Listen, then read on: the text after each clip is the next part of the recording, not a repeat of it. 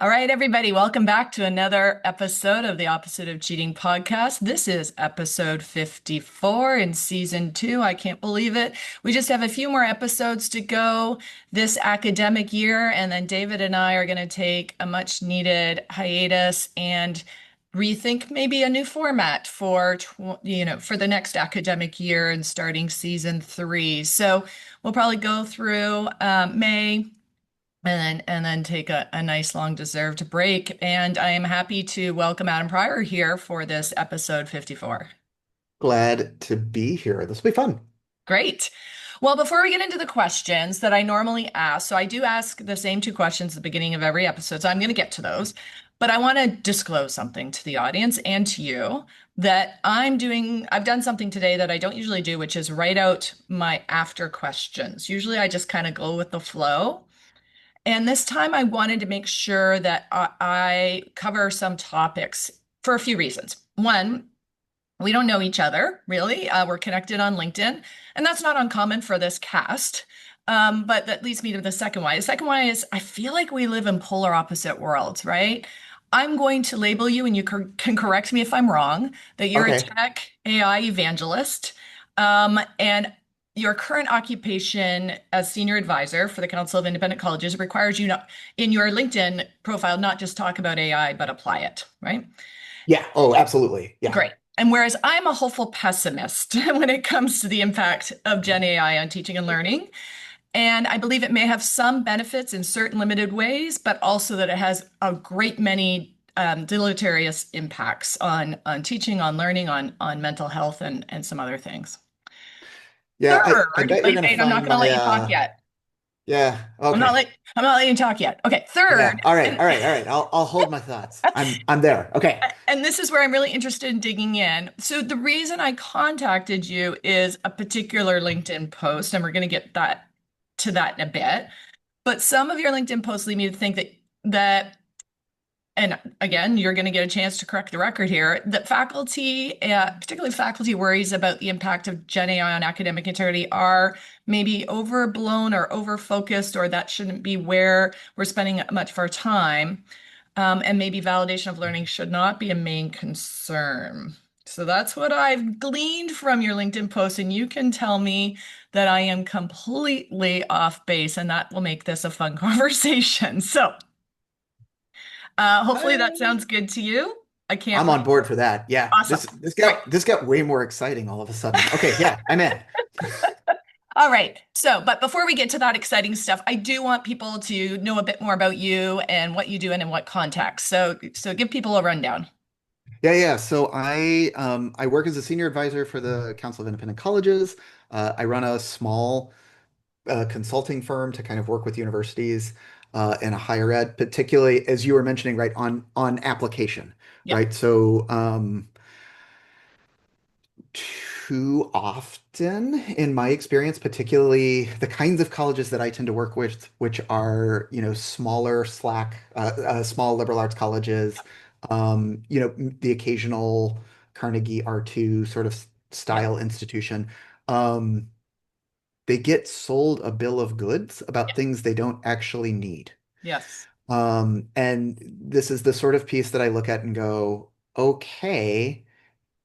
And the reality of those institutions is there is a good chance it's going to bankrupt you. And I'm Yes. not actually convinced many people care about that.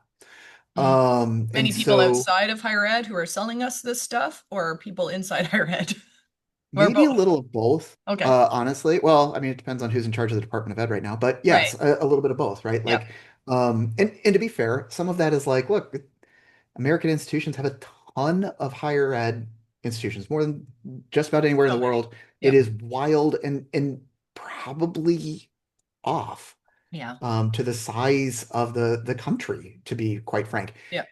While also in the midst of that, I want to say, look, I spent a lot of time in my teaching career at these institutions, and they provide something really distinctive for a Yeah. particular kind of student. Yeah. And that is not often how they're pitched. And I think it's the kind of thing that I look at and go like, I would be remiss if I didn't sort of push to say there are probably problems you could use AI to solve that have been long and lingering, Yes. and you need to be really intentional about how you do Yeah. it.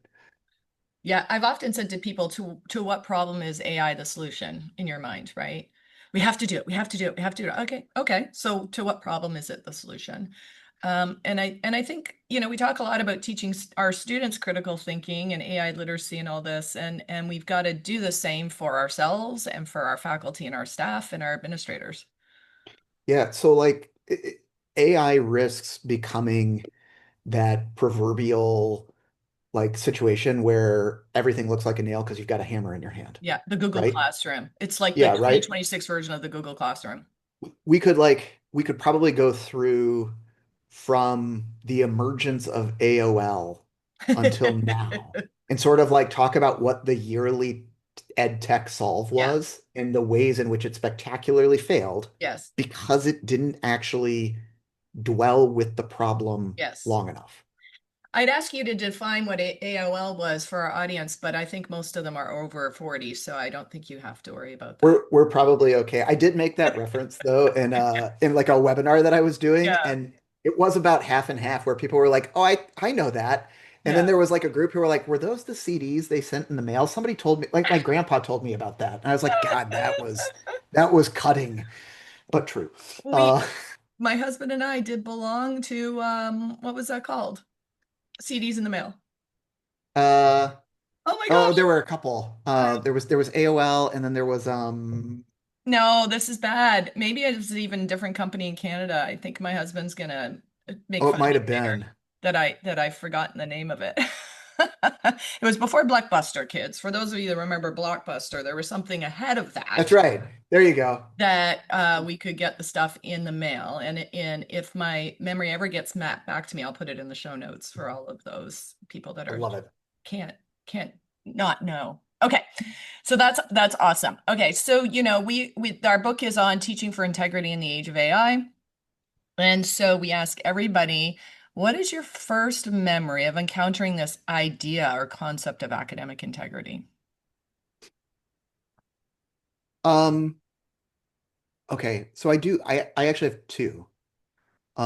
So one was the first time as a university student that I got Mm. accused of cheating Oh, by another we've had a student, few confessions on this show. right? And what was fascinating to me was I wasn't cheating. Mm, Um, but I process things a little bit differently.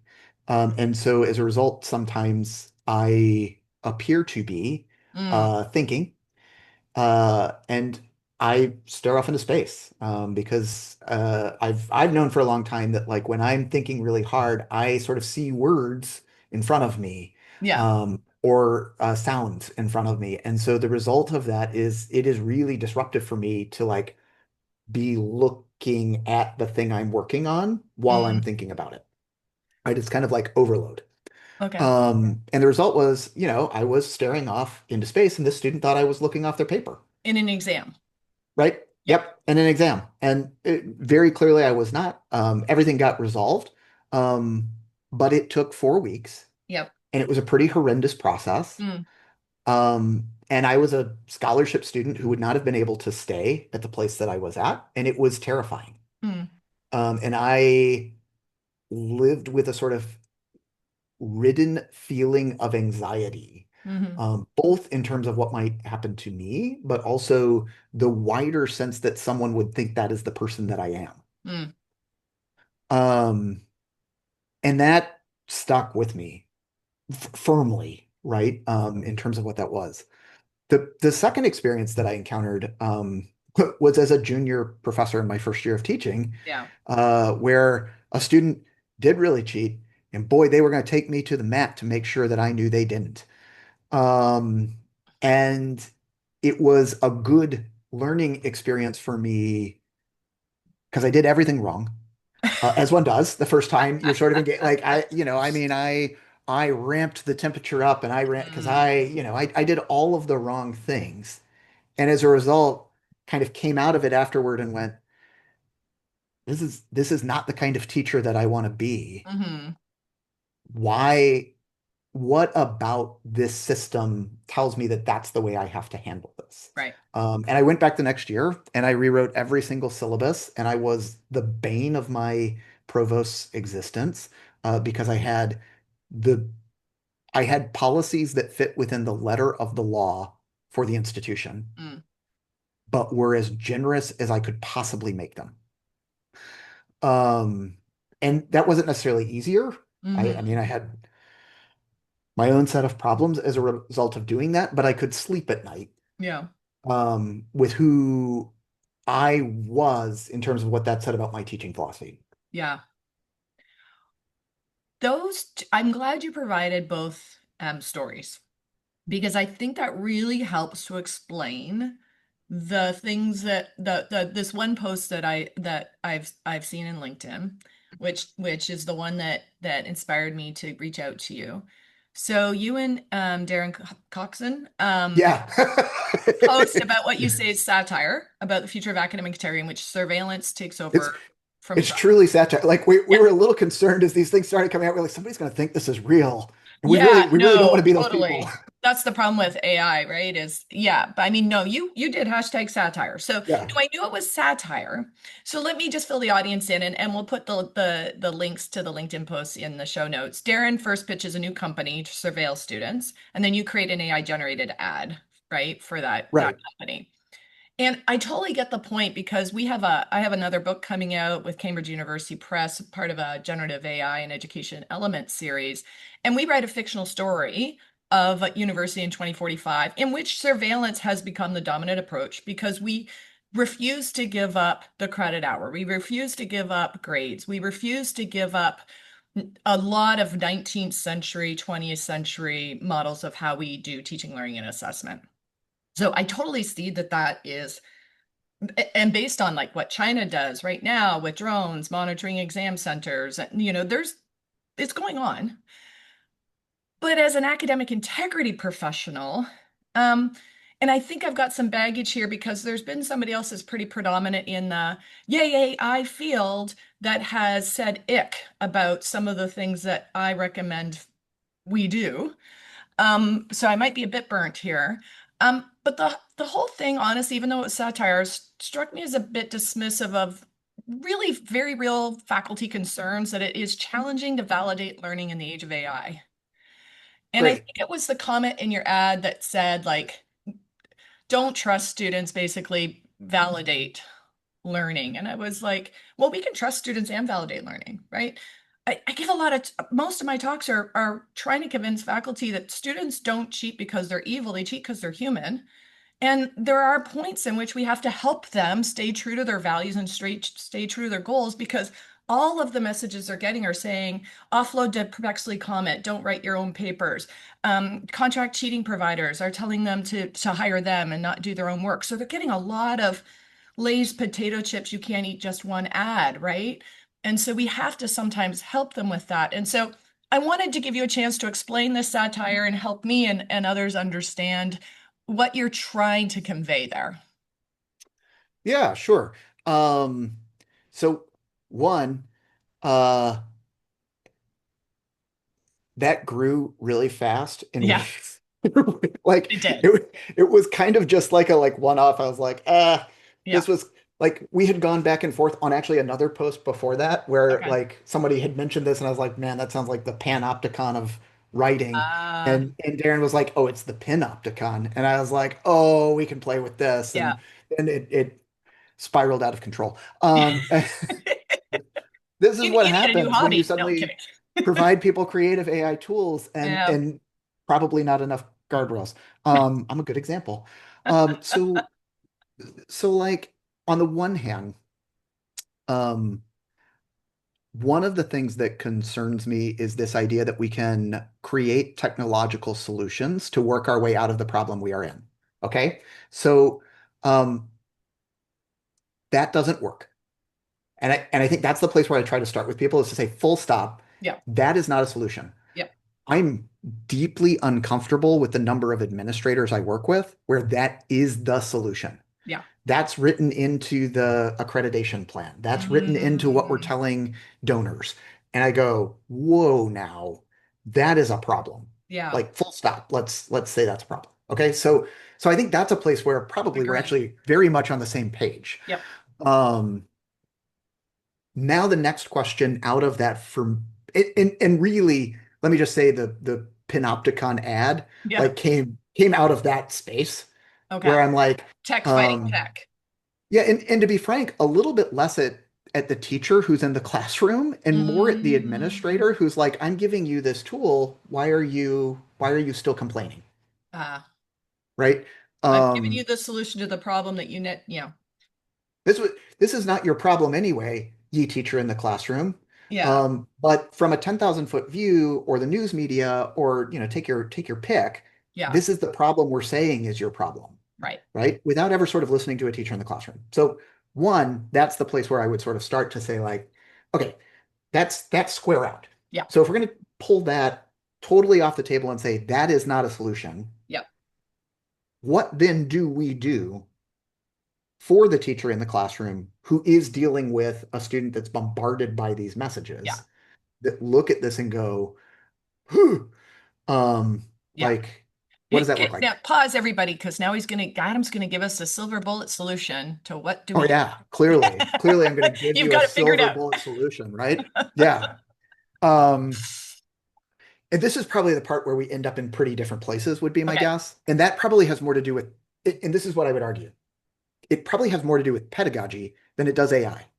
Mm, My guess is that like at the end of the day, maybe this will be our like bet about the yeah. podcast here. If at the end of the podcast, can we sort of come to a place where we're like, yeah, we actually both probably think about the technology pretty similarly. Mm-hmm. We have really different thoughts about what constitutes good pedagogy.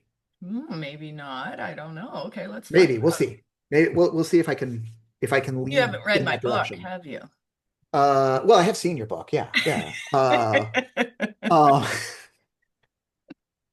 so the part of my backstory, right, that I didn't tell, right, is like I went to seminary. Yeah. I wasn't ever supposed to end up in academia. I wanted to be a pastor. Okay. Um, and I couldn't be for a variety of reasons. Mm, One of which is that like I don't like people. And that's sort of like, part of the gig. Um, but what it really what really came out of those experiences for me was that I link my sense of pedagogy and teaching to relational practices that look a lot more like pastoral care yep. than they do a typical pedagogical framework, Yes. right? And part of that mentality is to say we want to maximize freedom, Mm, right? And that is inherently a good. mm-hmm.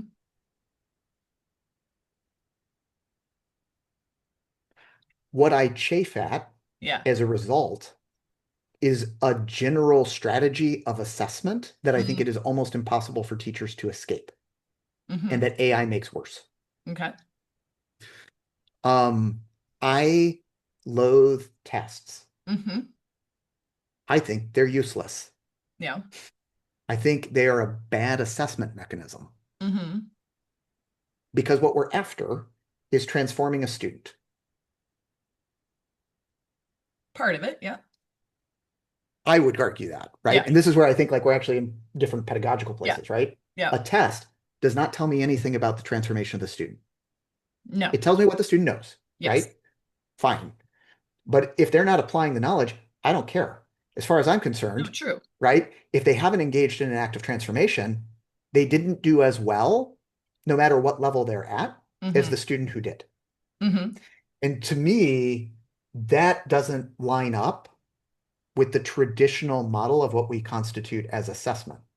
So this is where I said, like, when I got into my courses, like, I probably did things that, like, drove people nuts. Like, I wrote on the first day, well, I would make students write a letter to me on the first day. What grade would you like in this class? Yeah. That's great to And, get to know. Yeah. right. And then I would hold on to it. Mm-hmm. And whenever they had midterm exams or we had to turn in grades, I would say, what grade did you want? And they would say, I want this. And I'd say, okay. And I would put it in, right? This, Now, this is the part, yeah, right? Like, this is, you do enough of these things and they make you provost. That's how this works. Like if Yeah. you know how to break all of the rules, suddenly they make you the person in charge of the rules, so you stop breaking them. Which is kind of what happened to me. So I look at this and go, I think there is a pedagogical argument to say that's actually a valuable tactic, given the experience that students are bringing into the classroom, Mm, right? So that the actual act of being in the classroom is itself the lab of learning that is going on by creating a space of immense freedom for them to learn from messing up on their own in ways hmm that will be more transformational than hmm me focusing on content delivery. mm. So we're not in total disagreement. I think there's a few places where I would Yeah, say, but you like content a little more than I do. um, I think so. So the places I think where we might disagree is I think that's fine in some classes. Yeah. It depends on the purpose of the class and the learning outcome. So if it's a foundational knowledge class, I don't want my doctor to figure out where my kidney is by accidentally slicing into my liver, right? So there's I don't want them to make a mistake like that. So I think in foundational classes, we know that frequent mastery-based testing is actually good for learning content, and I do think that there are still parts of our curriculum where students need to learn content. I do not think we're in the business of content delivery anymore. We haven't been in a long time in the sense of we're not Wait, wait, wait, wait, wait, wait. well, Hold on. we're sorry, we're not in the business of dispensing knowledge and information anymore because students can really get that anywhere. But We're not. we're no. We shouldn't be. Oh, sorry. That's what I mean. We shouldn't be. Okay. Okay. Yeah, Yeah, yeah, yeah. yeah, We yeah. shouldn't be. Yeah. Yeah. But we are in the business of setting up learning experiences to help students develop the knowledge skills and transform themselves over the course of the time they're with us. And so I do think there's some foundational courses where frequent mastery-based testing can help students know what they know and know what they have to still learn. And then I do think there's other spaces where it's more important that they have those problem-based experiential, most of the time, experiential, that's how I teach experiential, Right. problem-based experiential learning experiences to make mistakes, to figure things out, to apply the knowledge and skills that they're learning. I also think that in what you just described as a heck of a lot easier to do in small liberal arts colleges than it is in large scale 100%. institutions. You Not that bet. we should be large scale institutions, not that we should be having 200, 400, 600 person classrooms, because that's a knowledge delivery mechanism. Um, Yep. but our faculty live in that context. And so I don't disagree. I just don't agree that that's a uniform approach. Well, it's definitely not a uniform Yeah. approach. Yeah. Yeah. Now, this is where I would, th now we're going to push the pedagogical difference a Yes. little further, right? Like, you said our faculty don't live in that. Well, your faculty don't, Right. but mine do. And a And lot of so the faculty don't. problem, Yeah. right? And the problem is that my faculty keep trying to emulate yours. Mm. And what I want to say is no, We have the freedom to do something different. 100%. And to Yeah. be frank, if you do something different, your product's more valuable. Yeah. Totally agree. I mean, I love, look, I understand the value of a big university. There are places whereby it makes a ton of sense. You need to invest those kind of resources in research, but you're investing them in research. And let's be clear about what's going on, Yes. right? Teaching is ancillary. Yeah. I don't have conversations when I'm on with a professor from an R1 university that will remain nameless, while at a pretty prestigious fellowship that we both had, where he can bald-faced tell me, well, I do all my teaching in the afternoon because I don't have to think as hard. That's a different that is not the same professor as the professor at the small Yes. college, right? And to say that those things need to be the same is a big problem, which Agreed. I don't think you're doing, No. right? But I also think that is the message that every tenure track professor is hearing, and why every tenure track professor who is on a teaching track or not on a research track or who's on it at a small private liberal arts Yeah. college looks at themselves as having failed in the academic experience Right. and But essentially that's blunting their students with it. and that's a problem with our whole PhD process, right? Is that we don't have teacher training. We just Yeah. assume everybody's going the research track, and so you feel like a failure if you don't go that track. But really, we should be saying to PhD folks, you might want to go in the teaching world. And so here's the teacher training track. I think it's a real dereliction of duty that our universities do not offer teacher training. And now some do. I know we do a good job here with our grad students who are going to be teaching courses as instructors of record, but we don't do that in the PhD program for most faculty. And I think as a result, you see the same how Yes. philosophical would you like me to get? Look, I'll pull the language that I was sort of pulling out of Yeah. Panopticon, right? Like the same system of oppression Yeah. that has been imposed in those PhD systems, trickling itself down, Yeah. right, throughout the sort of educational system. Right. So these were things that I suddenly realized that I went like, oh, almost, oh, good God. 15, I don't have to say 20, 15 years ago, right, when I did my PhD, Yeah. I did get training in teaching. And I didn't realize, yeah, I didn't realize that that was like not normal until I showed up at like a place and people were like, I don't know how to teach. And I'm like, what do you mean you don't know how to teach? Yeah. Like, like this was like half of what I did. Yeah. Um, and that, but it wasn't the norm, right? Right. It was a large part because, look, I was studying theology and you Oh, can't yeah, do that makes away with sense. those, like those Yeah. experiences are seminal, Yes. right, to what's going on. Yeah. And so you end up with this very different place. So yes, I don't want my doctor to, discover where my kidney is on me. And yet I look at it and go, there are very few places where that kind of testing gets used that way, Yeah. Right. right? Yes. And Testing. so there's Yeah. this sort of piece that I look at and I start to go, can we in good conscience as educators say that we're actually using these assessment tools in these very optimistic readings of what they do, I think some do. when in principle, they generally aren't used that way. Yes. And I blame the credit hour system on Me that. too. I mean, how arbitrary, one, 1906, come on, Mhm. 2026 is not 1906. And two, there's obviously no pedagogical basis behind it because we have a 10-week quarter. Lots of schools have a 12-week semester, 14-week semester, 16, like there's no philosophical or pedagogical. It's all purely logistical. Um, This and is a system set up by robber barons. Why is that something we would ever trust in higher education? Yeah. And logistical friction is a part of life, but it's not necessarily what we want to orient ourselves around, right? I would love to use AI to get rid of logistical friction and so we can focus on creating intellectual friction, or embracing intellectual friction or suffering, growing, let me say growing through intellectual and social friction, frankly. So yeah, our faculty are stuck in that system for the most part, unless they work at what, a handful of schools in the United States that don't do that. Um, and they were trained Mhm. by what classes they were in, which is two midterms and a final, or two essays and a final essay that are not connected at all. um, and it's not a good way to inspire intrinsic motivation. It's not a good way to assess learning. It's not. And so what do we do? Because our jobs, we do give degrees. Our degrees are meant to certify that a student Yeah. has become something.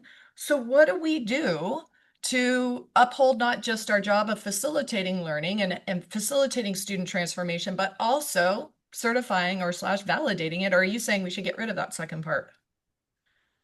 I'm not saying we should get rid of it, Okay. but let's talk about the degree for a minute, Yeah. right?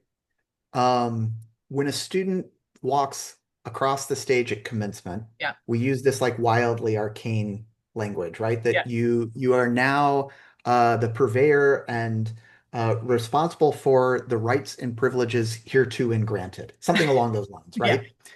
Um, and everybody's just really happy that they've gotten across the stage, and so like, or that they will be getting across the Yeah. stage depending on what the situation is, and so like nobody is actually paying attention to what's going on there, right? Oh, you And can't this is the hear place where I anything. would, Just, yeah, right, yeah. like yeah, that's fair, okay, fine, Yeah. right? Like I get it. I take the smiley pictures too.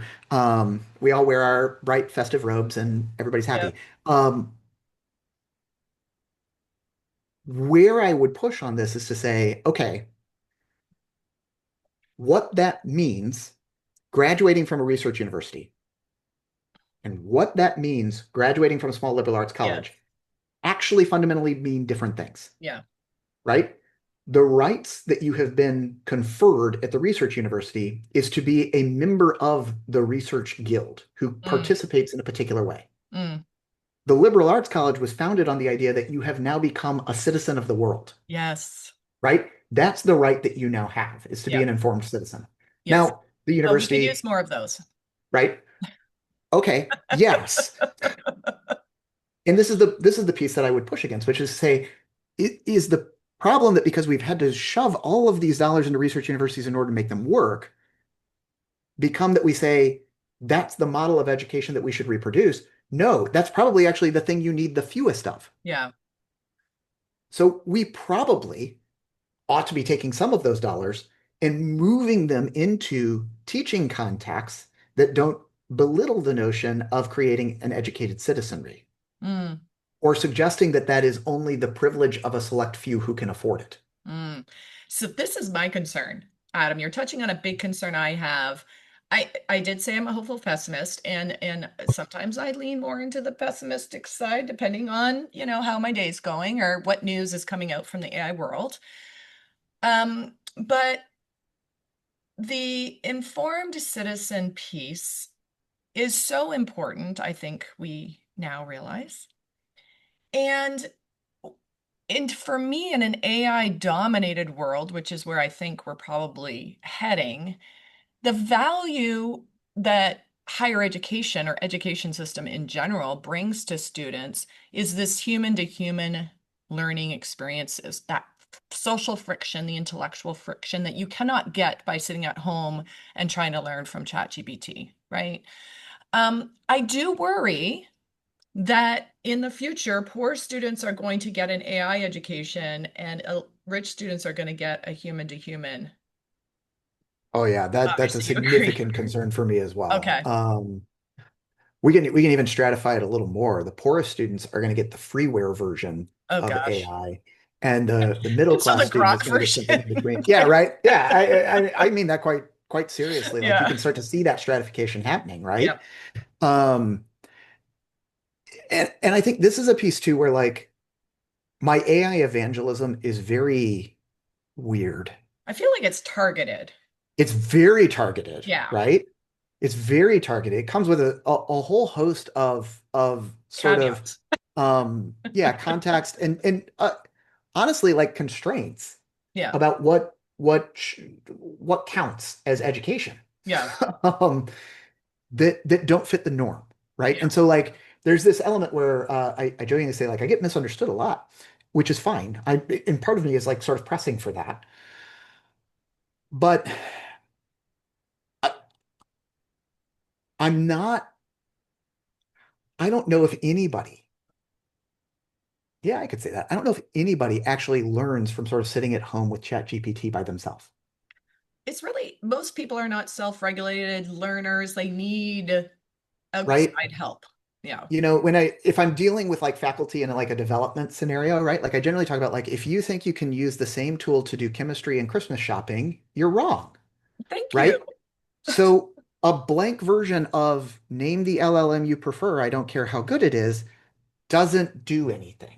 Oh my gosh, we And have more in is common than I thought. Yes. see, I thought we'd get there, right? Like I have this feeling like I actually think we probably think about the AI in pretty similar ways, Yeah. right? So I'm kind of looking at it and going like, one of the big concerns that I have is where in God's green earth do teachers find time to then develop the kinds of tools that they need to develop, which don't use AI as a Right. blank slate, Right. right? And some of those are easy and they're low lifts. And so I'm a big advocate for sort of starting there, Yeah. right? Like if I had my druthers, right, and I were running my own fictional university, Yeah. maybe I should start my own fictional university. Anyway, that would be a great LinkedIn I was series going to too. ask you to, yeah. Right. Um, if I were doing that and I were looking at where to put AI in the curriculum, knowing the wide gamut of like, let's go to a campus, right? I've got 10% of the faculty who are so vehemently opposed to this, they're never going to get on board ever. Yeah. And 5% who are so far down the line, I'm just worried that they're going to give away PII at every turn. Yeah. And then this group in the middle that's a spectrum across, right? I'm looking at this and going like, okay, what are the places where I can turn the temperature down on what AI is that Yep. I can show you that this is helpful in almost any context? Mm-hmm. And let's start there. Yeah. And these people who are, if you're listening to the podcast, you're not going to see anything I do with my hands, right? But like these people who are way on the like, I'm going to give away PII side because I've put an agent into my Oh gosh. course shell. And these people who are like, I still don't trust putting my credit card on public Wi-Fi, Yeah. right? Need to come together around something. I look at them and go like, okay, who's against an executive function coach? Yeah. Maybe nobody. Like I think like that's a safe ground. And I'm like, Yep. okay, well, we write syllabi around due dates, and we Yep. know that students traditionally struggle with understanding what that actually means in terms of how to structure their Yeah. time. Yeah. What's the harm in generating a small customized bot, Yep. right? A custom-made LLM that provides something the faculty member can introduce as a tool to help you rethink my syllabus. Mm. I'm still going to design the syllabus around deadlines because deadlines aren't going away. Yeah. They exist in the world. They exist in the world. They're going to exist in the Yeah. world. Let's create a tool that helps you start to, for the first time, do it for you, Yeah. and then explain to you maybe the next time, hey, did you understand what it did? Do you see the pattern in how Yeah. this tool keeps working across all the classes you're taking? Yeah. What does that tell you about self-regulation? Yeah. That's a valuable 15-minute conversation that I think almost any professor wants to have. And I don't actually care what the subject is. Yeah. That's a fine use of AI. Sure. That's a Yeah. really helpful use of Yeah. AI. And also, it's not an easier use of AI. It's not actually like an efficiency. No. And that's where I look at it and go like, okay, if that's what AI means to teachers, Mm-hmm. then I think we can start having a conversation about what this looks like and why it's important. Yeah. And it doesn't actually provide any of the promises that the ed tech bros want to sell to you. Right. Right. And it's not scalable. Yeah. So it's not lucrative for them to sell that. Yeah. There's no ed tech company that can make that in a general enough way that it makes sense Yeah. across the board. There may be a handful of tools, but for the most part, you're going to get how comfortable is your I was about to like go into the spot where people like have to like put Donald Duck over the words I say. Oh, Really bad wrappers around LLMs yes. that give generic answers that aren't better Yeah. than just using the generic LLM Yeah. itself. If Yeah. that's your experience, yeah, I'd be against it too. Yeah. Yeah. I'm really not looking for it, and it's already happening, but where, how the influencer became a job through social media, I'm really not looking Yep. forward to the proliferation of rappers. W Oh, it's already, I mean, I oh know, my but they're gosh. not. I mean, Einstein got a big, splash in the media, but most rappers, people don't, they don't get a splash. They're kind of just out there, and but I fear, I I fear they're if they're just rappers, they're going to be useless to all of us and just create a lot of noise. If they take an LLM and intentionally design it and narrowly train it for a specific purpose, I'm super excited. Like, yeah, helping students understand the syllabus, helping students interact with the syllabus and really understand it. And maybe so they're not emailing the professor, 20 times a day about what's in the syllabus. That would be great. And for me, that's a gateway drug then into Yes, what are the other places that I can sure, do this, right? So, sure. like, if I'm thinking about courses that I previously taught, actually, one of the very early experiments I did was a thing I called VoidBot, Uh-huh. where it tried to create a simulation for the student of what Simone Weil meant by avoid Hmm. and attention. So, what Oh, does it mean to hold attention in a space where you cannot generate answers? oh, geez. right? That's a skill people don't have anymore. Well, right. And also, oh my God, AI is perfect for this. Hmm. It never stops, Yeah. right? You can actually create a sort of weird simulacrum of what this is that then you can have a discussion about, Yeah. right? So now here is the professor, I suddenly have this question.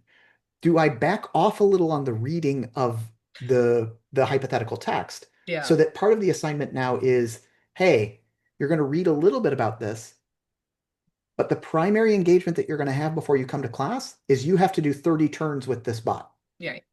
right? Yeah. I'm not going to grade you on what's actually in those turns. Look, you want to put A in every single time. I told you I'll give you whatever grade you want, Yeah. right? I'm gonna say that you did the thing and coming back to the class because ideally, even something that ridiculous of them having Hmm. to engage in putting A in 30 times so that they get the grade illustrates the point she's trying to make, Yeah. Yeah. right? This is a place where AI starts to operate not as the purveyor of answers, but a means of cultivating a kind of experience whereby the student can no longer avoid the Sure. context of what's going on. Sure. That to me is the gold standard. Yeah.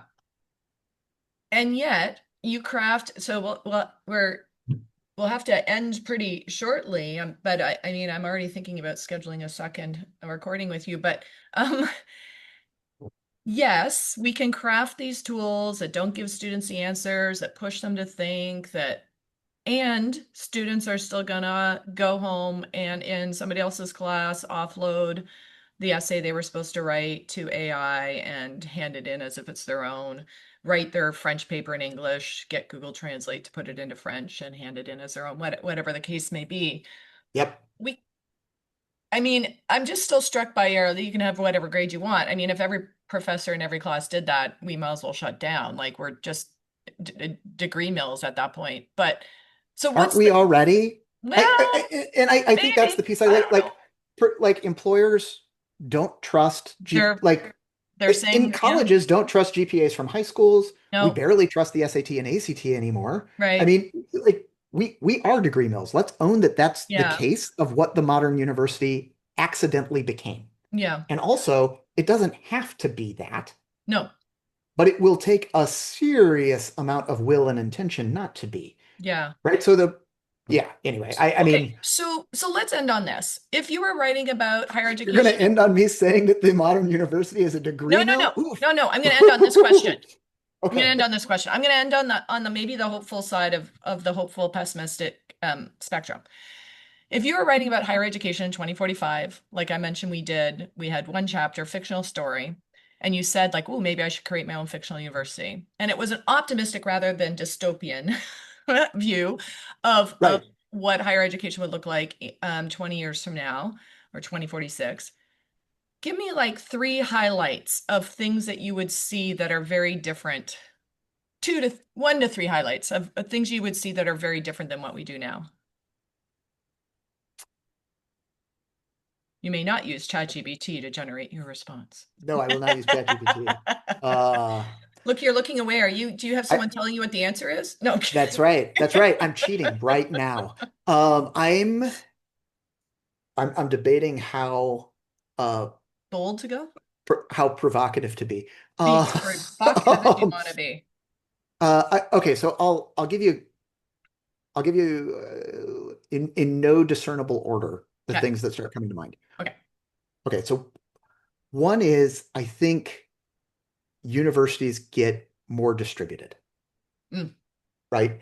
Um, Historically, the university was the location of knowledge. The yeah. library was the reason the Yes. university exists the way it Oh, does, yeah. right? Which was wildly important and Yeah. no longer Is. centralizing in a physical sense. Yes. So I think that would be a big shift that I would sort of look at. And while holding on to and I use the word distributed intentionally because it doesn't mean everybody goes to their house and they're all by themselves, right? Yeah. There's a different matrix of what being in community looks like Yeah. as part of that. That's a different shared resource model Yeah. for the university that I think is uh, hard to imagine, but in a utopian Hmm. 2045, Yeah. that's where I head. Okay. So that's one. Two, I would say majors don't exist anymore. I Um, agree with that. credit hours don't exist anymore. The arcane mechanisms of an industrial age model of education that were meant to make human beings who efficiently produced for machines doesn't exist Hmm. anymore. Yeah. That's backwards. Yeah. And what's interesting to me about, especially when you get outside of the chatbot interaction of AI, the Yeah. possibilities that that opens up in terms of creating a model of communication and computing that makes that easier for people to imagine Hmm. is really interesting. Hmm. So that's maybe a two. And then I'll give you, I don't want to end on this one, so I'll come up with a fourth. Um, uh, I think the essay is dead as a Victorian artifact. Yeah. And it's recognized for what it was. And I think we get a little bit away. I don't want to anger my humanities colleagues too much, but right, we get a little bit away from saying that all writing is thinking. Yeah. I said And for some people it is, acknowledge for some people it's for not. some people it is, for some people it isn't, Yeah. and we acknowledge that it is a mode by which thinking occurs, but Yes. it is not the Only. only mode, Yep. and that what we are after when we use these AI systems are things that don't fit well into a structure of education whereby labor is the measure of assessment, Yep. right? Just because I can write the 10-page paper doesn't mean I actually know Yeah. anything. We've known that for a long time, but the labor mechanism was easy to invoke Yeah. and clean Hmm. and accessible. Yes. And I mean that both in terms of the grade and in terms of, I think, a well-meaning but failed attempt to assess the efficacy of education Yep. from K-12 on up, Yep. right? Um, I feel bad for accrediting bodies because I think most people who are there know that you can't really do this well. And Yeah. also, um, it's not necessarily unfair for people to ask, like, if we're investing this much money into this, Right. does it do what it says that it's Yeah. going to do?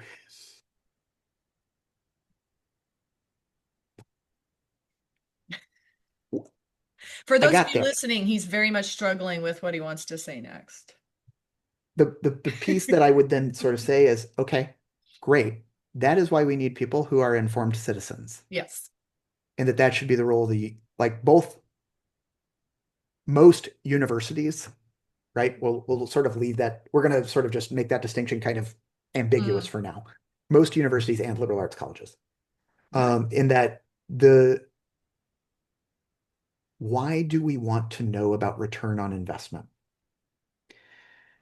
Because we've bought into a particular kind of capitalistic Yeah. logic Yeah. that says this is what we should measure. Yeah. When, as a society, did we say that giving freedom for the pursuit of education is inherently something we should mistrust? Mm. When did teachers become people we don't trust, Yeah. right? Because if I say it like that, nobody, nobody wants to own that. No. Nobody wants to be like, oh yeah, I don't trust teachers. Yeah. Like, really? Right? Like, so if we don't like that, why do we fund a system that is built specifically to do that? Yeah. That's a choice. Yep. And it's a poor choice. Hmm. And it's a choice that then I would tell my professor friends, then you have to live up to the potential of the trust that people put into you, which is to say, hey, folks, it may be 2026. I haven't reached 2045 yet, but the essay's already dead. Mm. And you've known it for a long time. Yeah. And you are holding on to something that you can't hold on to. And you're going to have to get over that. It's time to stop grieving and move on. Yeah. Now, that's a message nobody also wants to deliver, right? So you end up in this rock and a hard place. But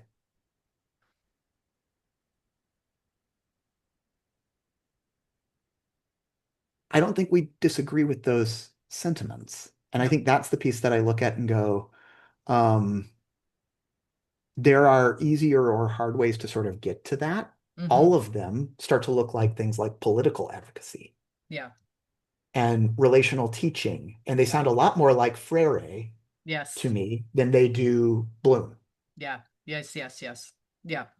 Now you're getting back into my roots. Okay, so Yep. we're gonna have to end there. But because you mentioned grief, I will mention this podcast. Grief is a sneaky bitch, which That's a great podcast. I was listening to when I started this podcast, and that's the podcast I gave the shout out very early on in the series, but that's the podcast where I learned to ask about what's your first memory of academic integrity, because she asked her guests about the first memory of grief, Yeah. and I do think that we think it's a great podcast. Whenever I'm grieving anything, whether it's election results or AI's influence on us or an actual, death of someone of a loved one, it's a great podcast to help you through that. So if faculty, if you're listening and you're grieving, the 1980s where you could ask maybe students to write an essay and they did it, then I encourage you to listen to that podcast.